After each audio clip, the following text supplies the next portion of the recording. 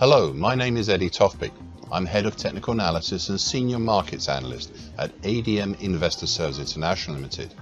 And here is your weekly technical analysis of New York and London sugar markets. Ice raw sugar in New York. Until 3 weeks ago, the market had, for the most part, since mid-January, run down along the underside of the purple highlighted upper tine, currently at 1784 of the early November 2023 to mid-January 2024 bearish shift pitchfork. In late February for a few days, and then again in late March until early April, there had been strong drives higher over the upper tine, but the moves failed and the bearish shift pitchfork repaired itself. The earlier attempts higher had defined some overhead resistances, notably the declining short medium moving average, highlighted in green on my daily chart, that's currently at 1930, and stratified familiar congestion zones between 2140 to 2148, 21 even to 2107, 2069 to 2076, 2047 and 2003. Indeed, this general zone between 2010 to 21 even. Now, 6 weeks ago, the market pushed down through the bright red highlighted April 2020 to date uptrend, currently at 1963, and then down through the next uptrend, the bright green August 22 to date uptrend, currently at 1895.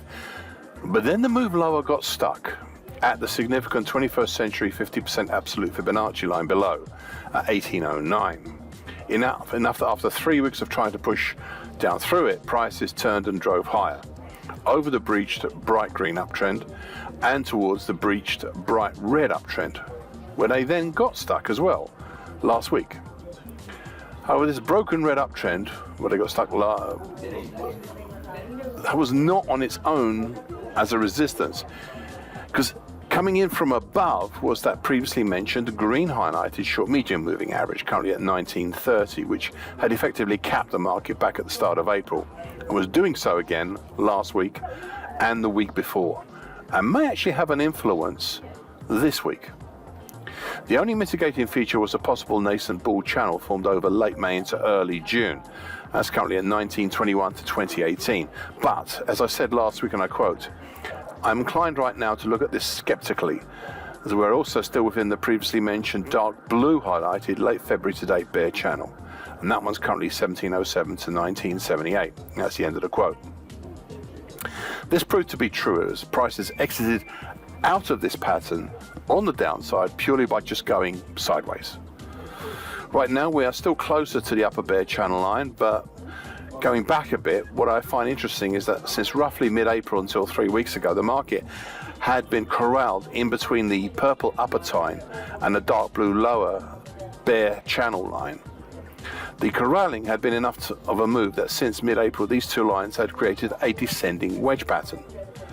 Now, the primary target X for such a pattern is up at about 2023, for harder to reach secondary target X1 up in the 2092 area.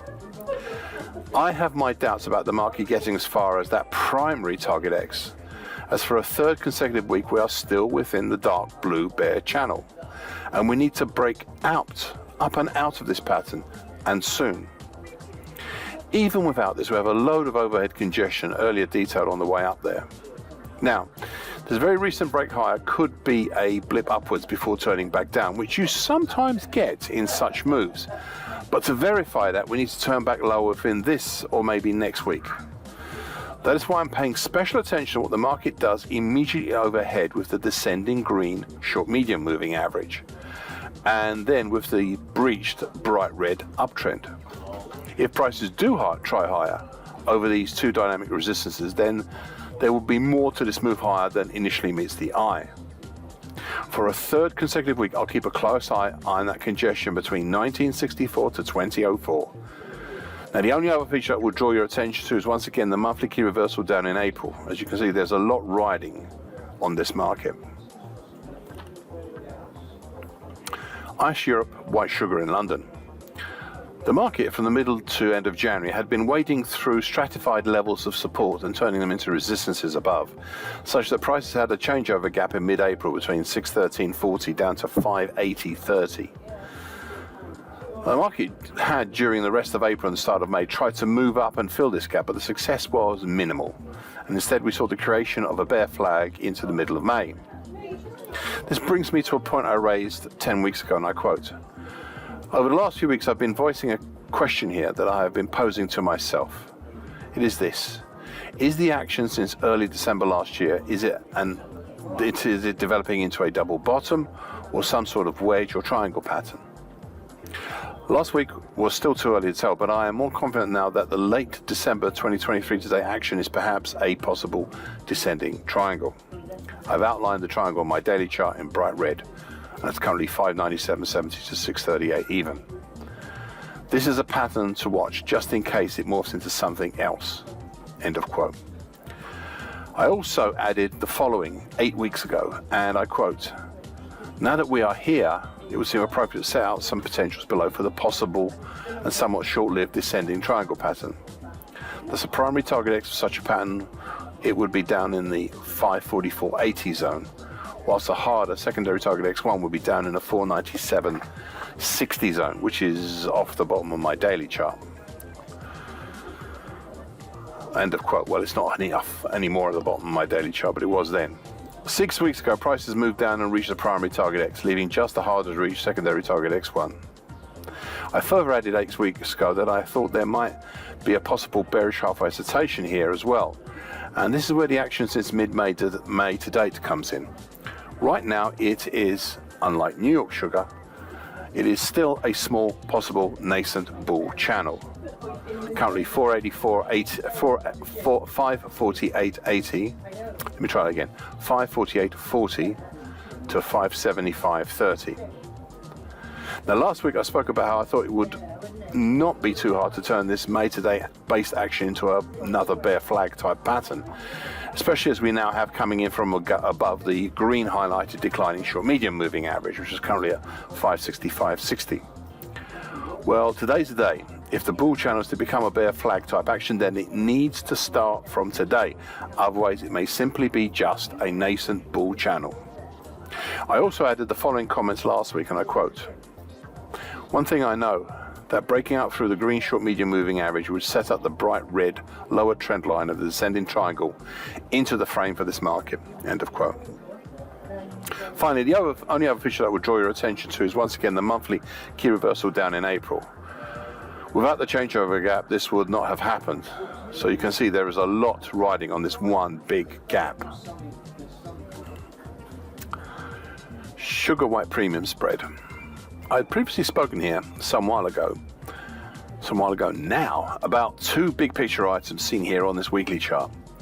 We have the recurring big old bullish Andrews pitchfork from 2019 to 2021, highlighted in dark blue on my weekly chart. The lower time, currently at 141.25, tested, breached, and possibly on the verge of being broken. We also have down here many of the moving averages between 130.5 and 140.25. Meanwhile, above we have the congestion between 162.75 to 164.75. That had until recently the rising neckline extension of the June 2021 to May 2022 reverse head and shoulders bottom, and that's currently at 167.5, plus the 2012 high at 164.75. There is also further congestion above between 173.75 to 175, though after this we have a pretty clear area topside until congestion at 178.5, all the way up to the dark blue middle time. That's currently at,